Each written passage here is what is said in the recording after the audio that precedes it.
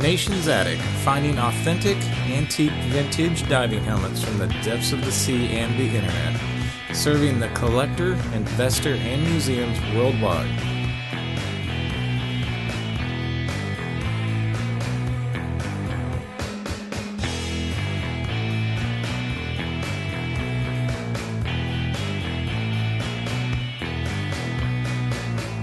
Nation's Attic is your source for what others want.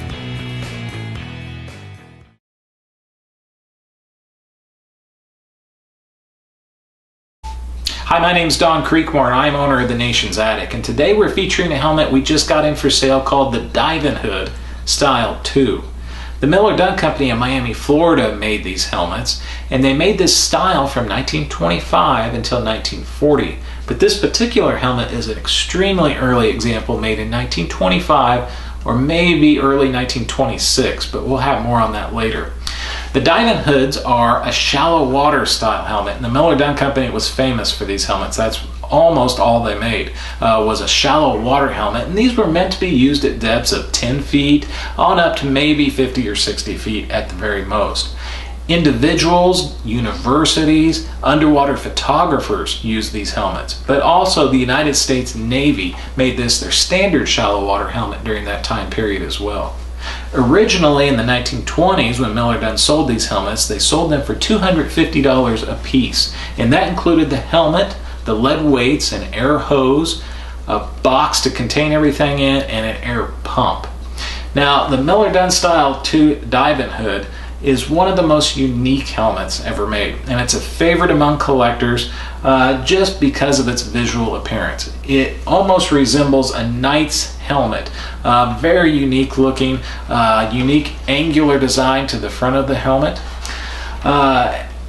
Speaking of the front of the helmet, this area here is brass, and it has the hardware here to protect the 1/4 inch thick glass on the front of it. The body of the helmet is made of sheet copper, and that's all the way along the top, along the bottom. There's also a handle at the top here that is brass, and then also the air fitting on the side is brass as well. Now, with any helmet the Nation's Attic sells, we also want to point out any flaws, any unique characteristics of the helmet, things that we would want to know if we were buying the helmet. When we found this helmet, and it was in Florida when we found it, the copper body exhibits some corrosion due to salt water. And a helmet of this age, it's going to show use. It's going to show various flaws and just the patina of the helmet over the years being used. And this is an authentic patina that this helmet has, but it is a consistent texture to the copper body that is just simply corrosion from this helmet being used. It wasn't abused in any way, it was just simply used a lot. And if it could tell some stories, I'm sure it's got a lot of them. Also, when we found this helmet, the glass was damaged, and so we had 1/4 inch thick glass cut exactly from the originals, and we installed that glass in here, so the glass looks great. Also, the 2 horizontal guards on the front were damaged when we found the helmet, so we had a foundry make brand new examples exactly like the originals for us, and we have installed those on here and aged that brass so it fits the rest of the look of the helmet as well. But other than that, the helmet has a great look to it, a great appearance, a great visual display piece. These type of helmets, these Style 2 helmets, are difficult to find in any condition. Now, as we mentioned earlier, this is an extremely early example of the Divinhood Style 2. And the surefire way that we can determine that is by the tag on the side. And it might be hard to see in this video, but we do have close-up photos that we can email you as well of this.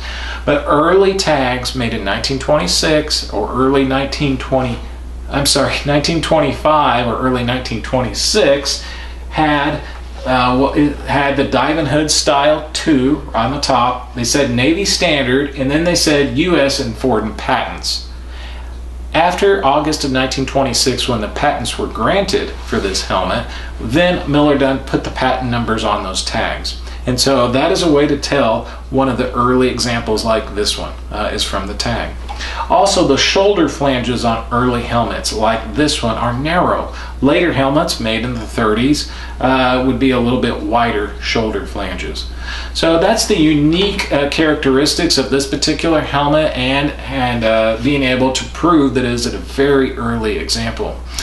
Now, one last thing is that in the last year or so, an author in the United Kingdom by the name of Peter Jackson wrote a book called The Divinhood, and it features an illustration on the front of a woman wearing the Style 2 diving hood. A great book. If you purchase this helmet, it's a great book to have, or if you're just interested in shallow water helmets or the Miller Dunn Company, great book. I highly recommend getting that. Nation's Attic is a corporation located in Wichita, Kansas in the United States of America, and we can ship this helmet anywhere in the world. We know how to pack these properly and professionally, and we can ship them at the best rates possible. The helmet will come with a certificate of authenticity from the Nation's Attic as well, and that will help preserve the provenance of the helmet and any history known when we purchased it as well. Nation's Attic is a member and a sponsor of the Historical Diving Society in the United States, and we are a full-time corporation.